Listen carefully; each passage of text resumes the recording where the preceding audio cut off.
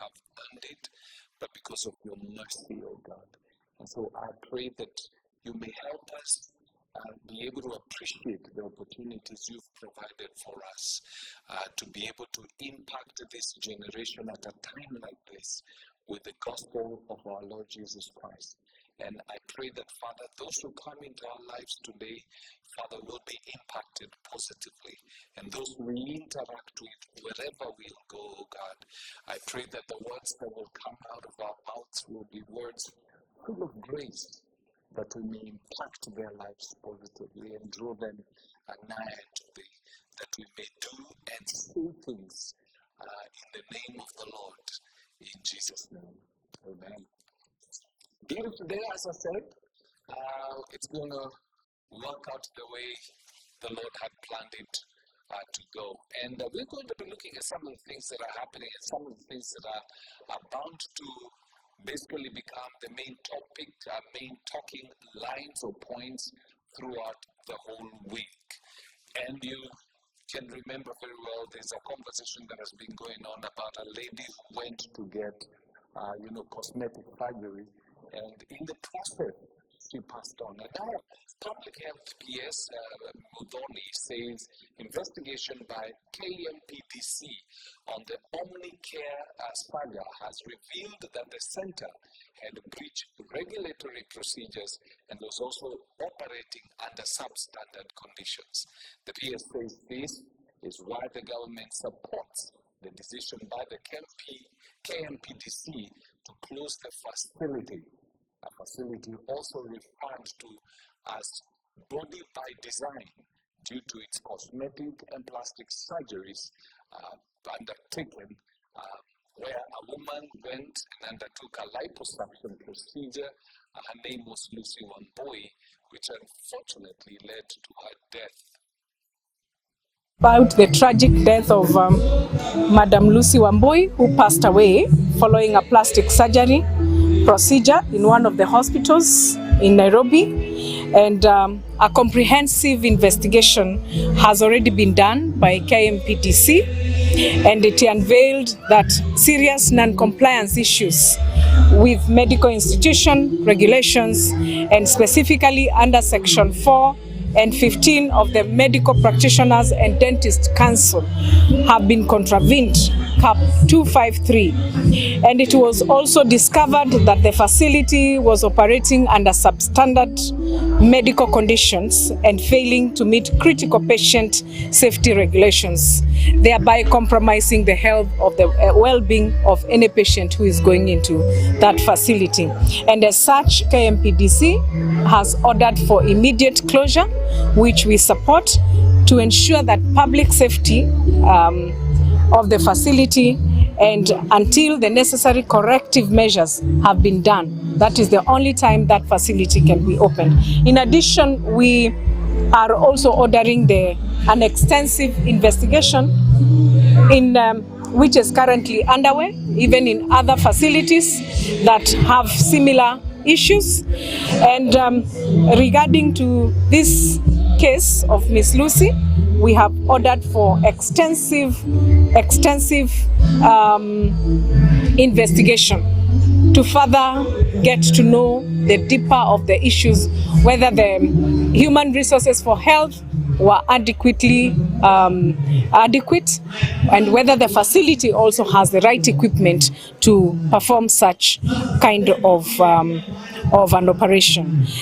Then I want to assure the public that the Ministry of Health, and especially from the Department of Public Health and Professional Standards, we are remaining committed to upholding the highest standards of healthcare in this country.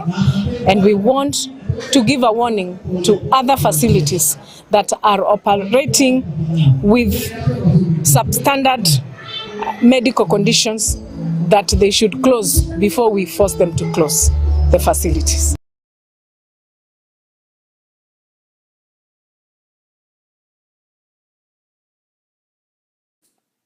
Well, Wambui's family claims that the hospital discharged the patient after they realized that they had done something wrong and are now demanding for justice. Walikuwa wanasema maneno ya kifua na already huku kwa tumbo kule alikuwa amemdunga huku, walikuwa wamedunga this size mali hata chupa inaweza ingia. Choo ilikuwa natoka, hata alikuwa nanuka sana, na choo ilikuwa natokea hiyo mashimo. Nikawauliza where is my wife, anatoa choo na ananuka. Wakasema ni vile walifanya wakati waliona ako critically ill, wakamwambia ende nyumbani na wakafunga hospitali. Wakati alifika nyumbani alikaa less than 10 minutes, akakuwa mgonjwa sana. Tukamrudisha huko, tukakuta already wamefunga. Tulikuta tu watchmen. When you approach Body by Design for certain services to be rendered, you then are asked to make a payment to another company called Omnicare Medical Limited. Saa moja bibi akanipigia simu, akaniambia she's feeling very bad. Akaniambia akikufa nimwangalie watoto wake vile angetaka tumwangalie sisi wawili vile tulikuwa. A very unfortunate situation, very, very unfortunate. Yet again, we offer condolences to the family as EBN TV. Now, yesterday, President William Ruto visited a church, what we normally call Church Yadundu, and announced that his government will take key strides to address the ever-rising cases of femicide that have been on the rise in the country. Speaking in Nairobi during the 73rd anniversary of the African Divine Church in Nairobi, the head of state revealed that his government will do whatever it takes to help address the problem. Ruto's comments come after Nairobi Governor Johnson Sakaja requested him to address the plight of hundreds of women who have ended up victims of the vice, which has in the last 3 months alone claimed the lives of 97 women. This is according to data from the police. It's not a woman issue. Every time somebody is killed, women leaders are told, where are you? What are you doing? This is a national concern. You know, I saw your counterpart in South Africa actually remove bail completely. And I know it's a constitutional issue and it's a human rights issue, but sometimes we know the persons who are guilty are still being bailed and their cases are taking forever and they are walking scot-free and the woman has been killed, butchered, raped, defiled, dead. I really feel you should take this up. We need a squad. We dealt with terrorism with a terrorism squad. We need a squad in the police force to deal with femicide, to deal with sexual gender-based violence, because it is becoming very scary. Nimewasikiza kwa makini. Ni kweli tuko na shida kubwa.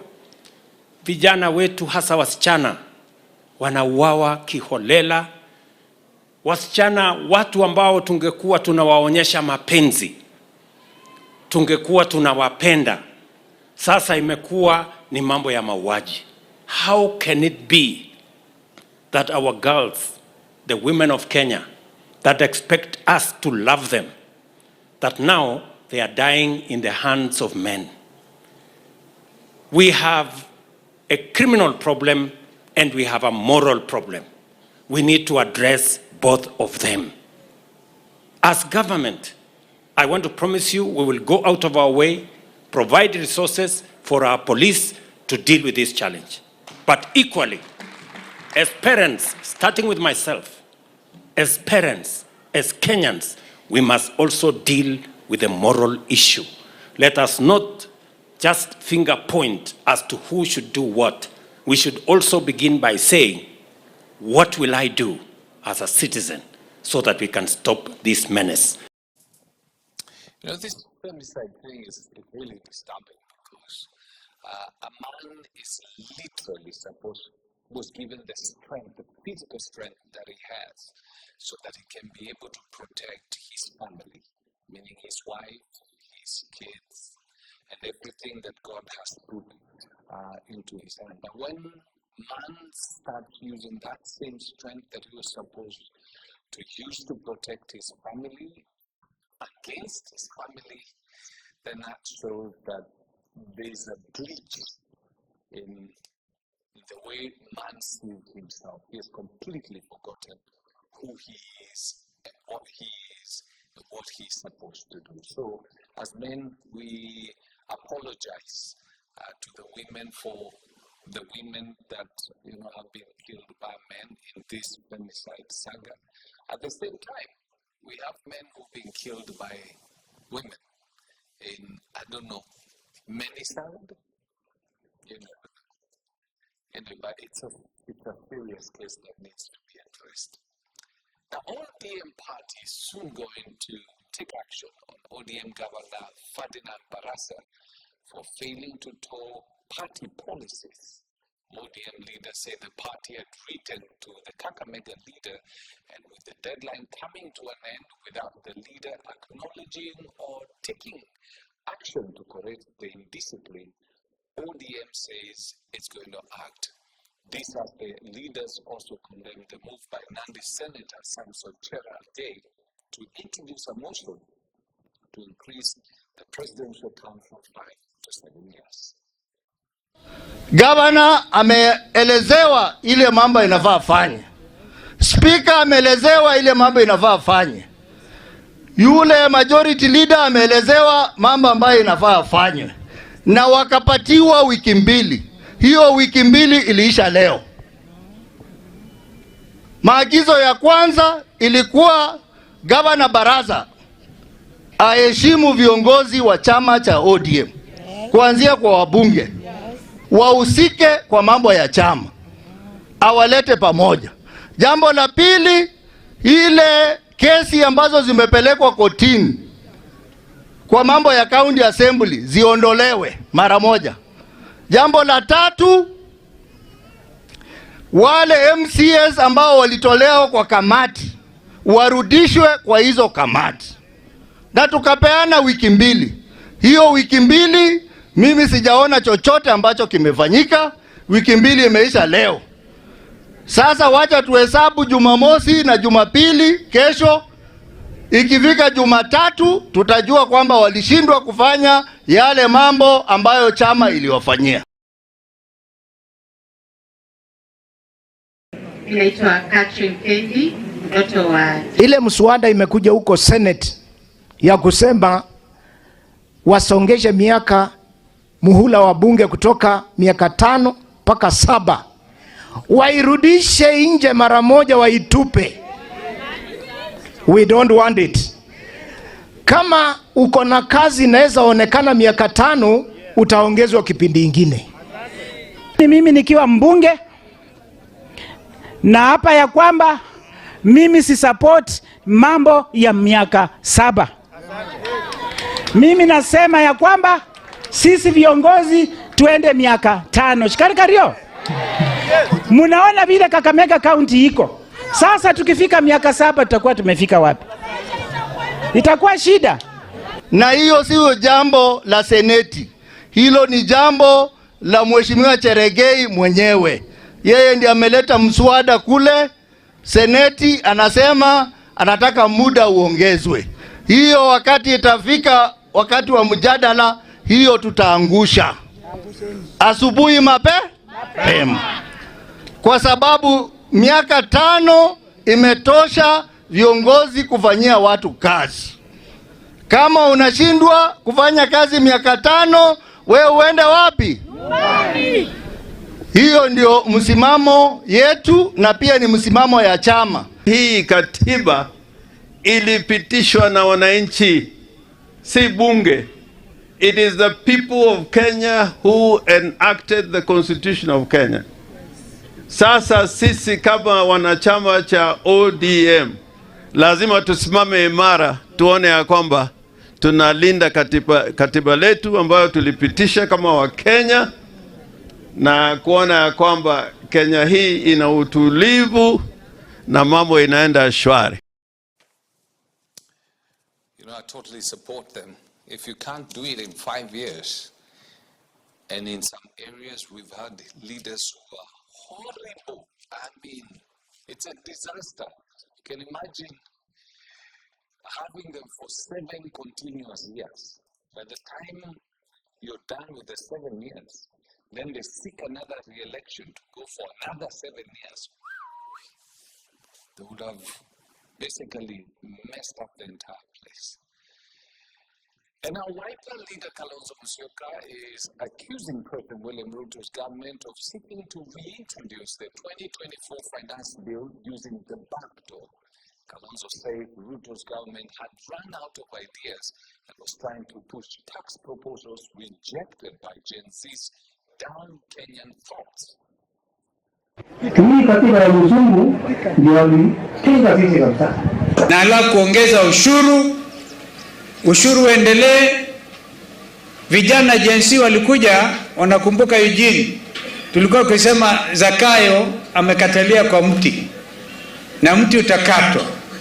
Vijana walikata branches, matawi. Serikali ya Kenya Kwanza inataka kurudisha ile ushuru ilikuwa imetolewa na vijana Gen Z.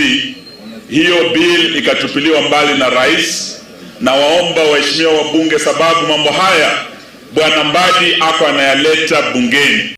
Sisi ambao tuko kwa upinzani, kazi yetu ni siasa. Kwa hivyo usije ukasimama hapa ujaribu kunifuga mdomo. Na wewe pia umepiga siasa. Ati badala ya miaka 5, miaka 7, Wakenya wanauliza, jameni, Apostle ombea Kenya ili Mungu awaelekeze roho zao. Wakenya wataki hiyo upuzi. Niko kanisani, upuzi ati wakusema uongeze hata siku moja. Kalonzo Musyoka and his crew. We truly, it's good having an opposition, and I pray for Kalonzo Musyoka. Probably this time he's going to develop a muscle, a political muscle that can be able to hold this government to account, because as it stands right now, he is the only opposition leader probably with the possible traction on the ground to cause any sort of change. Once it's joined by Gachagua, then probably it will become a very, very strong team that can hold the government to account, because we need somebody to balance. Now, if you're one of those people who needs to have house helps in your house, well, you need to take extra care and do due diligence before hiring the house helps. Some of them are basically agents of crime gangs. These coming days, after a video went viral showing a house help in this area in Nairobi giving access to what is believed to be either her boyfriend or a fellow gang member to the house he works in to rob. The man is seen attacking one of the ladies in that house, who also happens to be a house help, and strangling her to stop her from screaming. Watch this. To some, it may be a little bit disturbing.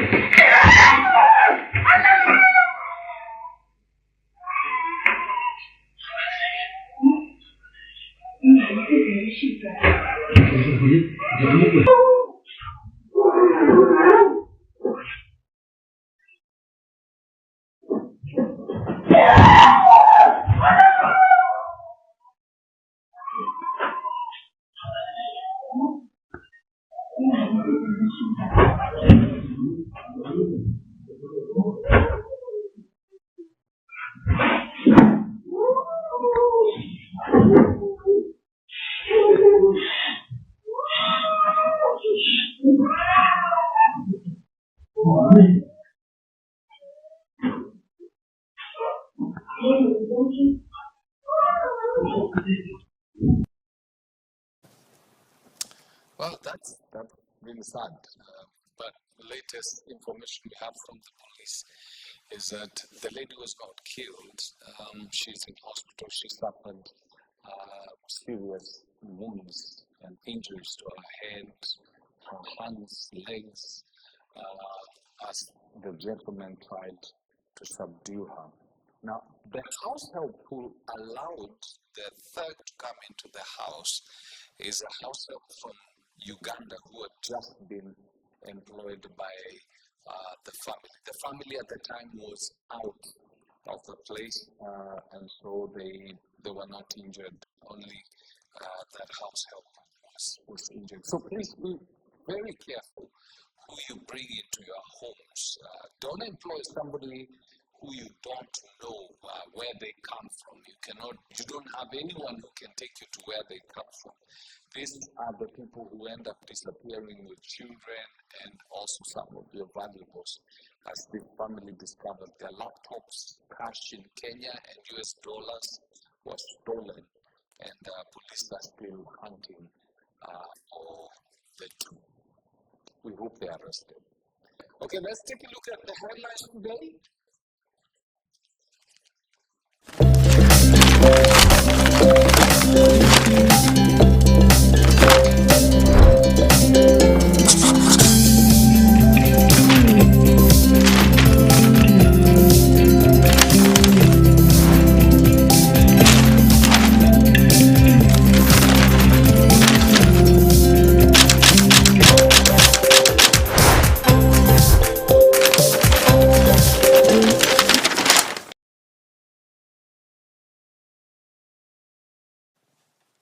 All right, we start with the Daily Nation, which has a headline screaming out, expert query Ruto's tax plan. And what they're saying is that they're opposed to the reintroduction of some of the controversial bills, proposal rather, that were contained in the 2024 finance bill, which was rejected after Gen Zs went to the street. So some of them are finding themselves back, and experts are querying why we have to have this reintroduced. They want the government to look at other ways of raising money apart from the ones that are being proposed earlier. In fact, it says slapping Kenyans with more taxes and levies will not lead to additional revenues. Parliament's economic think tank has told the government, which has revived some unpopular taxes withdrawn after public protests in June. The Parliamentary Budget Office has cautioned the state against ambiguous targets backed by introduction of new taxes and increasing of others. Even as Treasury issues proposals to roll out a set of new levies which had been rejected under the Finance Bill 2024. And then also on the front page of the Nation, you have Kenyans rule the state in New York City Marathon. Kenya's Shula Chepkurui crosses the finish line to win the women's elite race. Her compatriot Helen Obiri was second. Kenya's Evans Chebet he came second after Netherlands' Abdi Nage. Hey, Netherlands have started winning this, but they get guys from this side. And then there's also a story on how President William Ruto spun plots to win back hostile Central. It's a pretty interesting read. It's on page 7, and it has some proposals. They're saying one of the things that they're planning to do, this was leaked, one of the things they're planning to do is come up with a narrative claiming that the government plans to arrest former Deputy President Rigathi Gachagua. And then the MPs who had voted to have him impeached will come to the rescue of Gachagua and in the process be sanctified politically and look acceptable to the people. It is so crazy that the hostility on the ground to a point whereby one member of parliament has already said that he knows he will not come back to parliament. So that's how bad the situation is. For Gen Zs, I know this is a gentleman you don't know. There's an 83-year-old former minister during the Moi regime. His name was Olo Aringo, who basically who passed away. And there's a story about some of the things that he did. By the way, he is the brains behind the 844 system. So, yeah, Olo Aringo.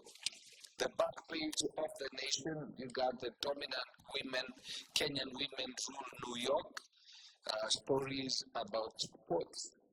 It's interesting. The past, I don't think nation has been putting their sport at the back, but now that's the thing that is dominating, just like the rest of the newspapers.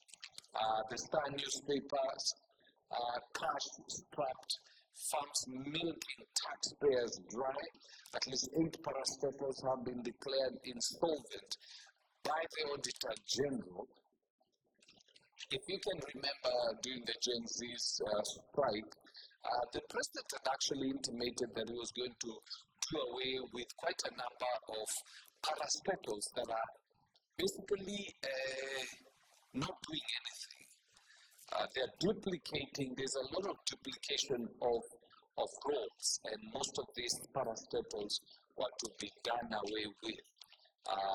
They're still there and still taking in a lot of money. And the third page of the Star, you have the story of Olo Aringo. He says he died at 83. And then let me just see some of these parastatals according to the Auditor General.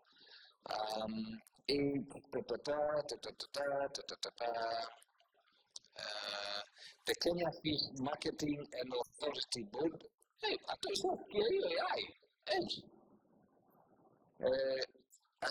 and it was established 8 years ago, yet it has not carried out any work because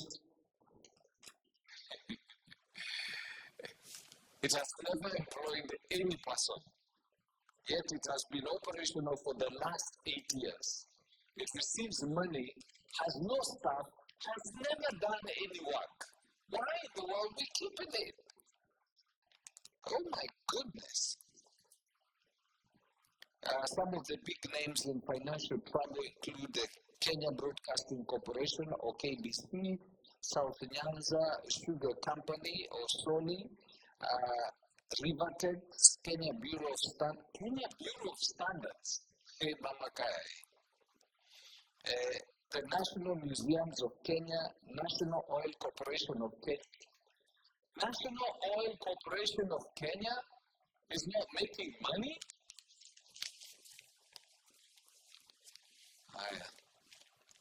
The Star, going gets tough. I think things are getting interesting in the league in the country. Right? We understand that newspaper insecurity storm. Kenya human rights record faces intense scrutiny as both citizens and international allies sound alarms of a surge in abduction, enforced disappearances, and killings. The West is pressuring Kenya to uphold democratic principles and protect civil liberties amidst mounting tension and calls for accountability from rights groups and diplomats alike. Who would have thought that after, coming this far, we'll be talking about enforced disappearance, detention without trials, all these things and murders that are happening. Oh, it's sad. Greed and graft combine to tear down Amboseli. You know are times when you read these newspapers, if you're not careful, serious, you can become depressed, because most of the things that are being written are just the negative one. Kenya's asylum image tainted as Turkish nationals are deported. Let me look for a good story, okay? Let me just look for a good story, because we could have femicide, animals being killed in Amboseli.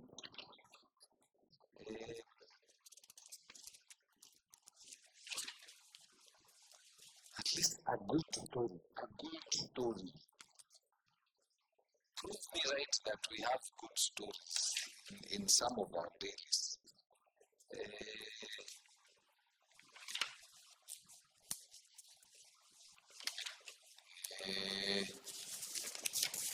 See.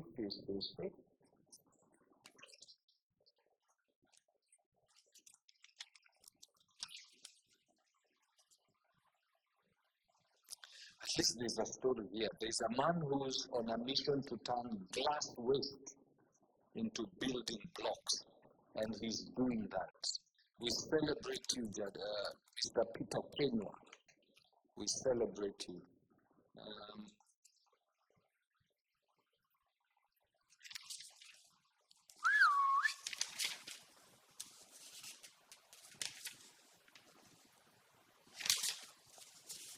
By the way, yesterday was the last day for campaigning for Trump and Kamala Harris.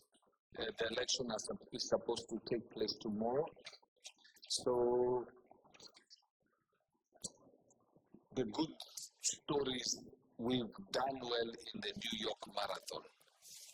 We've done very well. Trump and Kamala Harris face off tomorrow. I put my money on Trump, and I think he's going to win. So far, he's been doing pretty well. And there's a possibility that it's going to end up with him winning. His winning will have great implications around the world. That I can tell you. It's going to have a great implication in the war between Russia and Ukraine, because if you can remember some of the statements he said that once he comes into power, it's not going to take him months to finish the war. He says he knows how he'll talk to Putin. So let's see what happens. One of the things that probably I prefer Trump, as crazy as a bedbug as he he stands for things that I stand for, in the sense that he's against abortion. I'm against abortion. He's against the gay unions. I'm against the same. And gay unions and these are not human rights, and that's how he clarifies them. And it's important to have somebody who stands for some sort of good morals, good manners, because when America misbehaves, the rest of the world catches the cold. So we don't want to catch a bad cold from America, like it has been with Biden. And I think the worst president for the world was Barack Obama, because for the world actually, because being the president of the U.S., he forced some policies down the throats of some countries, which are messing up things now. So we hope to see Trump win tomorrow. Okay, let's take a break. When we come back, we'll have conversations with some of our peoples on the things that are happening in the country.